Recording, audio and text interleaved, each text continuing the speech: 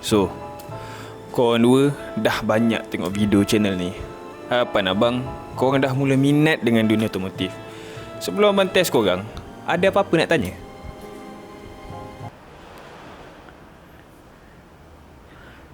Abang boring lah. Tu lawak pun tak jadi. Tak ada shot lain ke bang? Asyik dekat bucu je. Maik sikat tapi rambut serabut. Pakai Inspira tapi logo Lancer. Belah lalu. Dah. Kalau tak ada benda nak tanya, meh abang tanya. Apa beza race car dengan normal car? Bila pula abang ada konten race car? Mana ada konten race car? Sikit-sikit rosak tu. Sikit-sikit jangan buat tu. Aish. Pasal gegang sangat ni? Ya, saya aku pang gegang. Okey.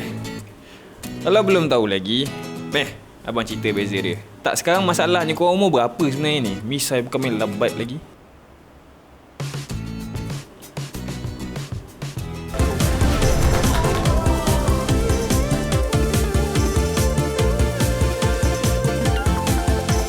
Kita semua ada cita-cita untuk jadikan race car sebagai daily drive kita.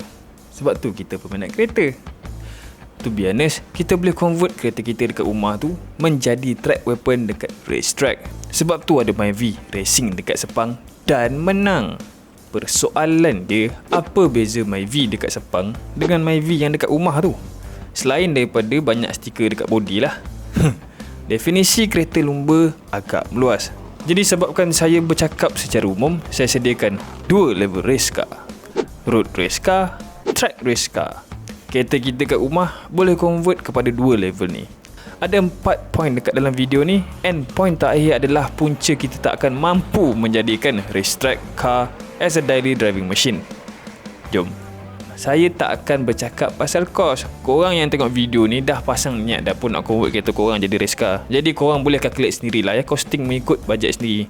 Lagipun, yelah, nanti 10 tahun lagi harga semua berubah. Nanti kan tak relevan. First point, drivetrain.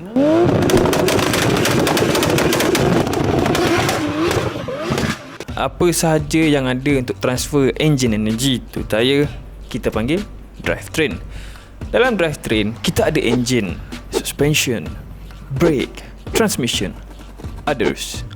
Anggaplah ni chapter dalam chapter.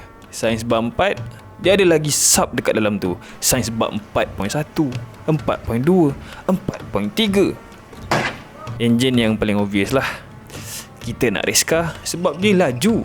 Jadi kereta kita perlu upgrade enjin supaya boleh keep up dengan musuh-musuh yang lain. Tak upgrade pun tak apa, tapi mengah jugalah nak kejar. Kompleks macam mana pun enjin upgrade, stage 1, stage 2, stage 3, semua benda tu dia akan turun dekat 2 benda je, size dengan part. Power datang daripada mixture of fuel and air. Campuran 2 ni dibagi kita combustion. Besar combustion, besar power. Jadi semua airflow dan fuel flow patut lebih besar daripada yang asal. Exhaust flow pun sama. Flow ibarat straw yang bercantum. Satu straw besar, straw yang kecil, tak akan ada significant changes pada performance. Besar mana pun air intake, kalau tak besarkan diameter throttle body sekali, flow udara masih ada restriction untuk pergi ke engine internals. Can look bersama. Dari situ datanglah force induction, turbo, supercharge, nitros. Semua untuk maximize kemasukan udara ke dalam enjin. Ada stock car, memang enjin dah ada turbo, AC ni semua. But still, masih ada flow yang boleh kita besarkan. Tak cukup. Enjin tu, internal kita dah boleh tukar part dah lah. Dari road race menjadi track weapon.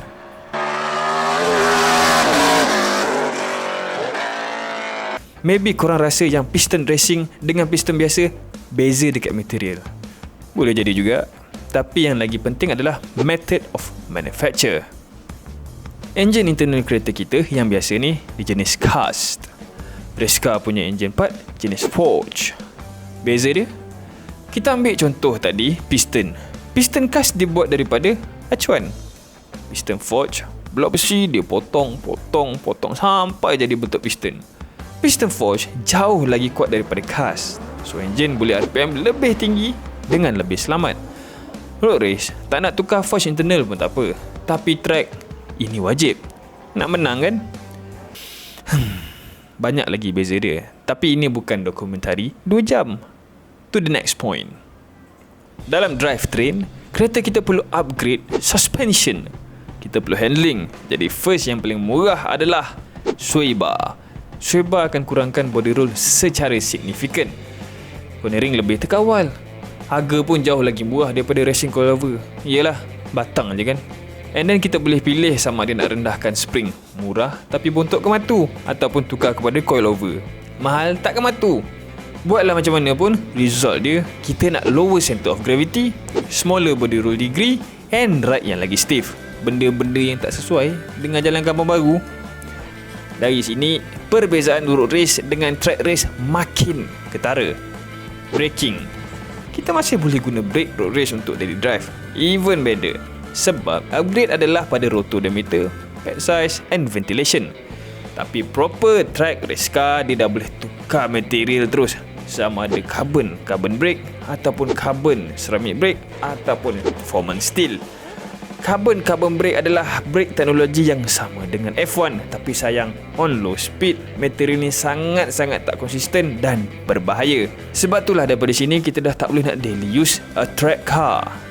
Transmission untuk road race biasa kita tak convert, kita biarkan manual ataupun convert pada manual.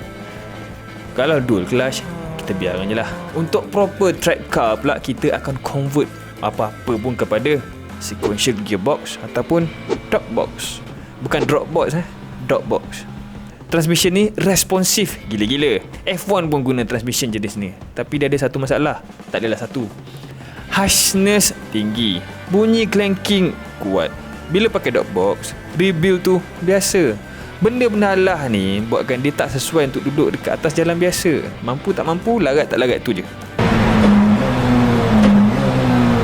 Last subchapter, others. Nak convert race car? Upgrade ni sekali. Dari standard differential kepada LSD, limited slip diff. Kemudian semua axle perlu tukar kepada material chromoly. Enjin kuat sangat, patah le axle asal nanti. Perlu consider chromoly. Sport rim daripada cast, upgrade lah kepada flow form ataupun forge. Tayar pilih yang racing compound. Track car slip tayar terus kalau ada hari tak mendung. Lepas tu yang orang ramai terlepas pandang, ni lug conversion ni. Enjin dah kuat tapi rim pakai 4 skru lagi, bersepah babe. Convert 5 lug. Bang, abang tinggal iklan Air Lavia lah bang. Sebelum saya teruskan, saya nak tunjuk Air Lavia Air Freshener. Kereta lumba ke, kereta biasa ke, Air Lavia Air Freshener akan bantu kita dapatkan pengalaman memandu yang lebih baik. Sebab secara teori, haruman akan menaikkan kawalan emosi. Jadi dapatkan sekarang sementara voucher masih ada. Korang bayangkan, kotak air freshener tergantung masa lumba, terhuyung hayang ambil masa corner. Drivetrain settle. Chapter kedua, weight and aero. Drivetrain tadi panjang, chapter next pendek-pendek je, jangan risau. Weight main peranan besar dalam apa-apa jenis racing. Tak jumpa lagi orang gemuk menang lomba lari, melainkan dalam race tu semua gemuk lah. Sebab tu supercar banyak kena tapau dengan JDM. Supercar dia ada super performance, tapi sayang menatang tu berat. Dalam road race, weight reduction tidak terlalu ekstrim. Seat je lah yang biasa kita tengok. Tapi track car semua benda dia nak lucut babe. Kalau race marshal kata driver boleh bogel, semua bogel tu. Nak ringan punya pasal. Weight reduction termasuklah rear seat delete, buang seat panel, sound deadening, buang seat belt. Seat belt berat juga tu motor dia.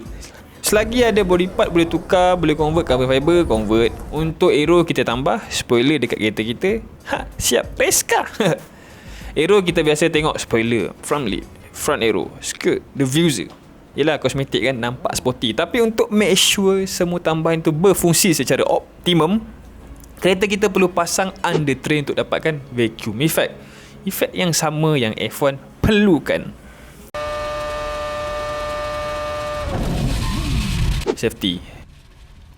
Majoriti fikir yang track car kurang selamat daripada normal car. Tak ada airbag, kereta togel, Yang tak selamat pada track car adalah speed dia. Selain daripada itu, track car lebih selamat daripada normal car apabila diorang hadap accident yang sama. Road race pula dia tak ada regulation. Performance track, safety kereta normal, antara tiga dia lah tu yang paling bahaya. Tapi track car dia kena ikut race regulation. Seat bucket ada standard, harness wajib pakai, roll cage pun wajib, sound deadening wajib buang. Yelah, benda tu mudah terbakar. Last sekali, power management.